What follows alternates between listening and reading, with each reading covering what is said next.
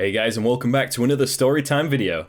In today's video, we are going to be looking at some malicious compliance stories. If you enjoy these videos, consider subscribing so that you never miss another video. But for now, let's sit back, relax, and listen to some funny Reddit stories. Sure, I'll deal with my roommate bringing home a new girl every other night. I'm a bit older than most college students, 30, going on 31, so I live off campus in a 4-bedroom apartment with 3 other students, all of them in their late teens or early 20s, and all of them guys. I am not, so there is some degree of awkwardness here regardless of circumstance. Anyway, one of my roommates, we'll call him Matt, is a fairly good-looking and charismatic pre-med student. It's in his nature to date frequently, and I see/hear him bringing a new girl home what seems like 3 times a week. Good for him, right? I would agree, except that he has a habit of having sex with the bedroom door open, loudly, as if to advertise to us roommates that he is, indeed, having sex. To make matters worse, I've had to confront him about leaving his used, gross-ass condoms lying around in open-air containers, as though he was a house cat presenting me with his dead bird to say, "See, this is how you hunt." What's more, the fact that he is always dragging girls through the apartment results in our front door being left unlocked more often than not, which makes me feel very unsafe. So anyway, I confronted Matt the other day as casually and calmly as possible about his nasty antics and suggested that he consider taking the girls elsewhere or, I don't know, keeping the volume down a few decibels when screwing them. His response was essentially, "Yeah, sorry, I really like to date and there's nowhere else to go. So, can you just deal with it?" Naturally, I was rather incensed by Matt's reluctance to work with me on any level, but as I'm not a confrontational person, I resigned myself to a few more months of forced audio-sexual exhibition. But I must have internalized my anger, because this afternoon I was in the kitchen, preparing my meals for the week, when this small, skinny blonde sauntered in with her own damn key to the apartment, unaccompanied by Matt, or anyone for that matter. Taken aback, I stared at her for the space of a breath, my expression no doubt a mixture of curiosity and content. "Oh, hey," she said, startled. "Hi," I acknowledged her. "Is Matt here?" "He's not. Who are you?" "Oh, I'm Amanda. Do you live here?" "Yeah, I do. Can I ask why you have the key to our apartment, Amanda?" "Oh, yeah, Matt gave it to me. He said no one would mind." I smiled at her, then went back to stirring my green pea soup. Casually, and without a shred of malice in my heart, I asked her, "So, you're one of his girls?" Amanda didn't seem to catch the phrasing of my question, at least not immediately. She smiled back. "Yeah," she said. "I'm his girlfriend." And with that, Amanda began to shuffle across the linoleum floor towards Matt's bedroom, neglecting, of course, to lock the front door. But as her fingers curled around the doorknob, her body froze solid. Amanda's head turned to face me, her gaze settled on my own, her expression awash in the light of a sudden and dramatic epiphany. "Wait," she said, pausing as if to allow the realization to crystallize. "One of?" "Anyway, enjoy the rest of your semester, Matt." My supervisor orders me not to do my job and gets obliterated by our boss.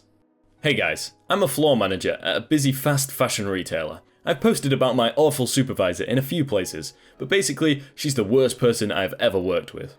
She was supposed to train me in my floor manager role and has done sweet nothing for 6 months and is such a dick to me that I'm transferring stores and states in a week to get away from her. Anyhow, part of my job at the moment is training new managers in the admin side of business. I used to be the admin manager at my old store, so I'm the one who knows the most about it and I'm qualified to train people. This means I have to be off the shop floor for most of the days this week, conducting training sessions where I teach new managers how to do all the shop admin and security rules, etc. My supervisor has been complaining non-stop about me not being on the floor to help her, ignoring the fact that our store manager has explicitly instructed me to spend as much time in the office as possible. Yesterday, she was being worse than usual because my Saturday close wasn't up to her standards. I was trying to train this poor girl in the office and my supervisor kept coming in and asking us when we would be done and if she could get our help with stuff. After only 1 hour in the office, we were supposed to have 6 of the 8 hours of our shift dedicated to the training. She strops in and tells me that we'll have to move the training to tomorrow because she needs us right now on the floor. I explain as patiently as I can I already have training planned for tomorrow and there's no other time to do it. She refuses to listen, so I ask her for half an hour just to get the essential admin done for her day. She orders me and the trainee out of the office and says she'll deal with it. Now, I knew that she wasn't going to do any of the admin. She never does, because she's not good at it and thinks it's boring. I also knew that because it was a Sunday, All of the employees' hours for the week had to be confirmed and finalized in the office computer so payroll could, pay everyone. So every hour I radio her asking if I can go back to the office to do the admin. After the third hour, she snaps and says not to remind her again. She's going to do it. I comply. Myself and the trainee had started early, so our shift ended about 2 hours before the shop closed. As I was leaving, I poked my head into the office. The unfinished shop reports were still sitting on the desk, and the payroll sheets still hadn't been processed. Not to mention, a bunch of other stuff hadn't been done. I might have warned my supervisor that this all needed to be done by the end of the day, but she's already told me not to remind her, so I go home without saying anything. Cut to this morning. I arrive at work before 9, and my store manager is running the morning meeting. The key focus, which is her apologising to the staff because their pay will be a day late the next week, because the payroll didn't get closed the night before. The staff are understandably annoyed. The store manager takes me aside after the meeting and asks me what the hell happened yesterday and why I didn't do any of the payroll, security checks, reporting or communication with head office. I tell her that my supervisor refused to let me train my trainee or do anything in the office and that she explicitly told me she would deal with it. My boss goes very quiet and thanks me for telling her. My supervisor rolls in at 10 AM and is immediately called into the store manager's office. They shut the door, but from the admin office it's pretty easy to hear what's going on. And my god, our boss laid into her so hard. The store manager called her behaviour childish and ridiculous, and she said a few times that she couldn't understand why my supervisor would think she knows more than I do about store admin, given that she never paid attention in her own admin training. I was just twirling around in my spinny chair, enjoying listening to the rampage. Eventually, the supervisor comes out of the office, clearly crying. She does this a lot when she wants to get away, so no one really felt sorry for her, and then tried to claim she was too emotional to work and needed to go home. But I guess the store manager stepped in on that too, because she was present and fuming all day today. I was excused from all floor support for the next few days in order to make up the hours I lost yesterday. Amazing day. You see, that's good justice right there. It's like when a bully's picking on a little kid and then an even bigger bully comes up behind that bully and starts picking on him. It's good justice. Just pay the $15 fine. So I work at a school library, right? We rent out chargers for phones and laptops upon request for a few hours, but they have relatively steep fines for being returned late. Usually I waive the fines, especially if it's returned less than an hour after it was due. In comes one guy, let's call him H, who is a serial laptop charger renter, almost every day. Well, a few days ago, he accidentally brought the charger home with him. Now, our fines are $1.50 an hour, which was about $20 total when he called in the next day.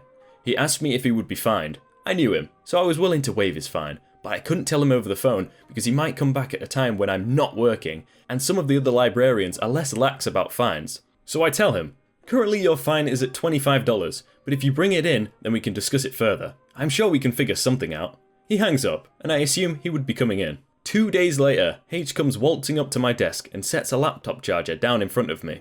The very same one he took home 3 days prior. I scanned it and told him, "You have an $85 fine on your account." "What? It was $25 when I called." "That was 2 days ago. The fine is by the hour." "Oh, you didn't tell me that." "The fine info is taped to the side of the charger. Tell you what, I'll go ahead and waive everything but that first $25, alright? You just pay the fine that you thought you'd pay." "But the guy on the phone told me he would waive it." "I didn't tell him that. I'm waiving $60, so you only have to pay $25. "I want to talk to your boss." Now at this point, I should mention that we aren't strictly allowed to waive fines. It's just that the library can't tell the difference between a fine waived by a manager or just an employee. I was just being generous. If I bring my manager in here, you'll just have to pay the whole fine. "I want to talk to him."